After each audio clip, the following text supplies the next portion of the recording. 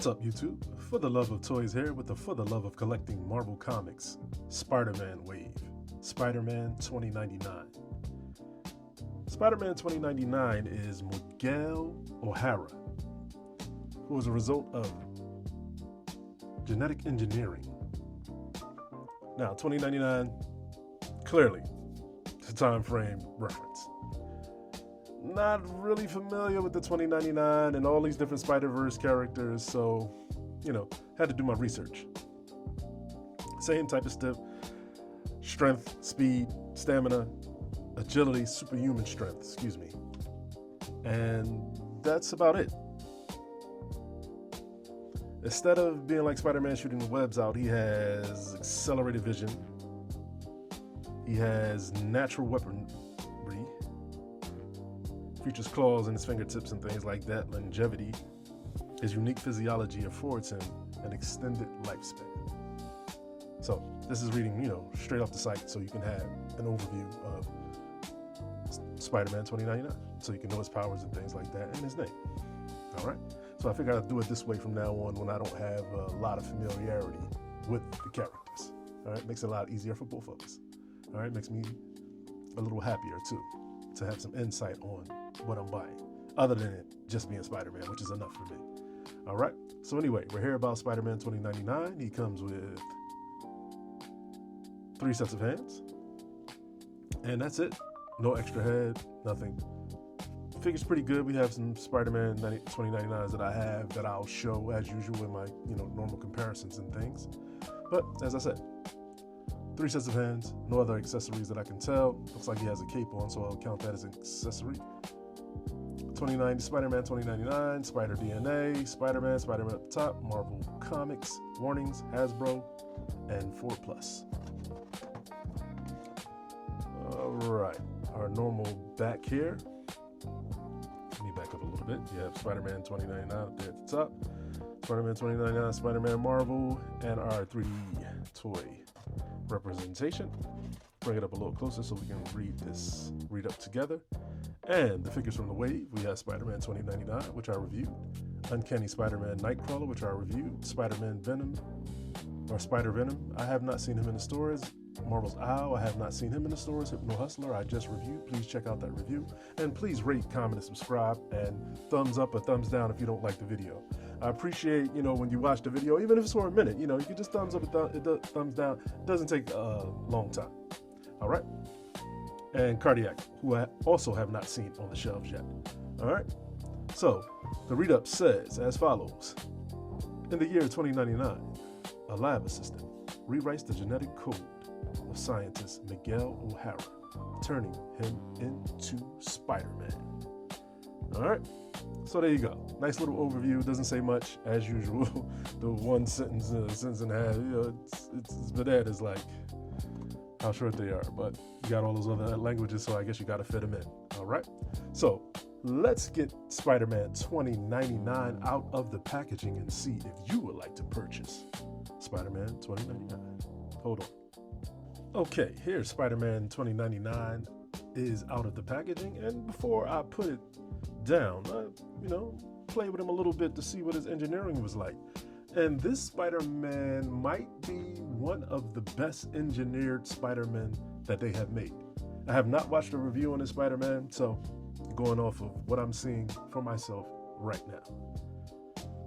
Now, I noticed right off the bat, I'm just going to get into it before I even touch the figure, that he doesn't have drop downs. But once again, as I say, I guess we got to pay $50 to get drop downs on figures. But there's some cheaper companies out there that are making figures with drop downs, without paying $50. So eventually Marvel Legends is going to have to catch up. And with this Spider-Man 2099, it looks like they've tried to catch up. And I'll go over the points of articulation that I'm speaking of as I show the figure. But try to get him in a nice dynamic pose here. Like I said, I'm not the best poser, but this is fairly easy to pull off. I mean, a little adjusting here, a little adjusting there to get his feet just right. But I'm impressed, and it's, I'm kind of impressed with Hasbro, in their effort that they've been putting forth lately. I mean, they've been doing a good job to build the figures, giving us the figures that we want, but also taking their time to implement things like they've implemented with this, because they're getting the money from us. We're giving them the capital. They should be able to do, you know, great things. So enough about that. Let's get into Spider-Man 2099. As I said, he comes with this cape, which comes off. I'm not going to take it off just yet. And he comes with 3 sets of hands, as I spoke about. I took one hand off, which was a fist, and swapped it for this hand here. All right, so let's go over his hands really quickly. Like I said, he comes with a right and a left of this hand. He comes with these two, a right and a left of these grasping type hands. Okay, they're not claws as they spoke of with the weaponry, but you know, it is what it is. All right, and we had 2 fists, which came on him, and a right and a left, and these 2 splayed hands on the pose type standing hands. All right, so there you go. And that's it for accessories. I would like the, you know, half-mast head, maybe unmasked head, you know, something, you know, but hey, with the engineering that they put into this, I'm going to accept it. I'll show you why. All right, so here's Spider-Man 2099 is. We're going to back up so we can do his engineering and his articulation. So here we are. As you can see, this is up close. All right, nice little face sculpt here. I like it. Let me bring the colors down so you can see them pop a little bit. Right there should be good. And as I said, the cape comes off, plugs right into the peg hole there, and it has little web designs on it. Very nice, pearlescent type plastic. They even put some effort into that. Appreciate that as well. You can articulate that as you see fit. There you go. Now, let's go over his articulation. All right, let's get my hands around so I don't have to bump the camera so much, okay? All right, so right off the bat with the head, okay? So, you know, we'll just take this off for the time being just so we can go over the articulation. All right, head looks up, right? You see how far that looks up, which is not something every Spider-Man from Hasbro can do. All right, he looks down, adjust, and looks down that far. But pop this off, and there is a joint here, right? Dumbbell joint we got here, right? But we also have the cut that everybody seems to want to cut into the figures, which I never do. I don't find it that deep to me to cut into my figures, but yeah, they actually did it for you, which they should do. You know, we need the head to go further, especially for Spider-Man and flying type pose figures. So that's the first engineering point that they did that I was very impressed with, okay? See that it stressed the peg a little bit, trying to get his head all the way back up into that pose, but that's fine. We still have it, and you didn't have to do anything yourself. I have to pay $30 for a figure and then engineer it myself. It's ridiculous. All right, so there we go. So you see how that goes back. If you push it, it's going to stress the peg a little bit, but that's fine. All right, we have our normal articulation, rotation at the shoulder. Shoulder goes up. It's going to touch the paint, so eventually it's going to rub that paint off if you play with your figures and pose them. Only goes up that far. I don't know why. He has a butterfly joint that's there, but it's not very prominent, okay? So that's a problem there. Oh, it is prominent. Mine's is just stuck. So there we go. We're gonna rotate it back. There you go. Mine was stuck. All right, and paint it all the way through. Okay, so they're going the extra step with this Spider-Man. All right, rotation at the bicep, double jointed elbows, go that far. Rotation at the wrist and peg. We have not only the lower upper abdomen rotation and hinge, we also have a waist hinge. How about that? We have both, as every Spider-Man and every figure really should have, especially Spider-Man. All right, I don't have his head all the way on, so excuse me. Just gonna leave it like that. But we don't have waist rotation, okay? But we do have a nice crunch. Move his arm up so you can see it. All right, so looking good.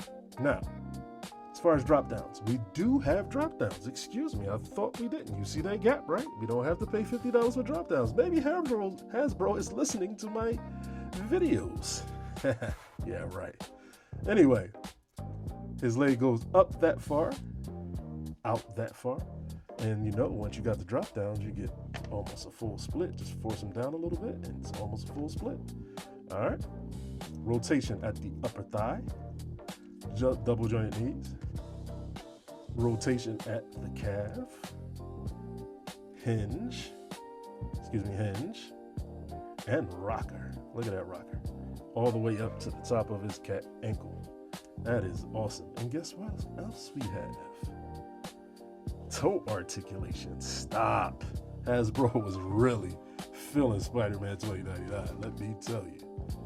All the complaints that we've made were they were addressed in this figure. All right, get his arm down, his cape back, and that's how long it takes to get him in a decent pose. Let me get that. There you go. Get him in a focus. How about that? Now, with his articulation done, let's get into some comparisons. Hold on. Here he is with Hasbro Dormammu Wave Iron Fist. And look at that pose on Iron Fist. I mean, yeah. Here he is with 20th Cap with the broken shield. 20th Cap is shipping now and out for purchase. Now remember, the price went up to $39.99, so be aware. If you didn't get it now. It was an excellent figure. Came with a bunch of accessories. Here he is with the recently released Black Widow that I reviewed on my channel. Here he is with Mezco Blade. Here he is with X-Men 97 Wolverine. The time it takes for me to move my hand back, I thought that Agent Venom would fall, but he hasn't. Now this is Agent Anti-Venom. You know, I try to show you different figures every time, you know, to keep some flavor. It doesn't work for me, but I'm trying. Here he is with my customized King Cousin Eddie from Mezco. Here he is with Parker Industries Spider-Man from the 2-pack with Mary Jane. I didn't review this figure on my channel, but here he is with 1977 Spider-Man, and I was around for that old show and the movie, so, you know, the old show was pretty good. You know, it was kind of corny, but it was pretty good for its time. And here he is with Cosmic Spider-Man. I would have liked to see some of that Cosmic. Like I said, I'm going to go back and do some reading. I would like to see how he plays these powers of Cosmic Spider-Man. Here he is with that Deluxe Superior Spider-Man. I had to show Uncanny Spider-Man some love. Here he is with Retro Greyhawk.